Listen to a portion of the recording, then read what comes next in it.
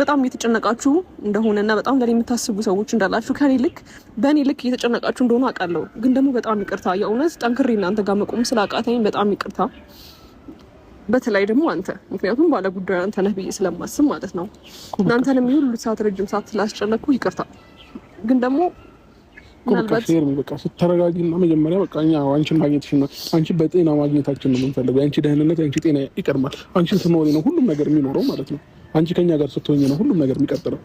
ስለዚህ አሁን ተረጋጊ፣ ችግር የለውም። በቃ ትነግሪኛለሽ። በቃ ስለዚህ አሁን ራስሽን አረጋጊ። ነገም ይሁን ማታም ይሁን በተረጋጋሽበት ጊዜ ትነግሪኛለሽ። ኦዲየንስም ማወቅ ይፈልጋል ይሄንን ነገር፣ የጠፋሽበትን ሁሉም ነገር ማወቅ ይፈልጋል። በኦዲየንስ ፊት ብትነግሪኝ ደስ ይለኛል። ነገ ወይንም ማታ ትነግሪኛለሽ። በቃ አሁን ተረጋጊ። እሺ በቃ ትጨነቂ። አሁን አንቺን በጤና ማግኘታችን በቂ ነው። አቤል፣ ሚኪ ኑ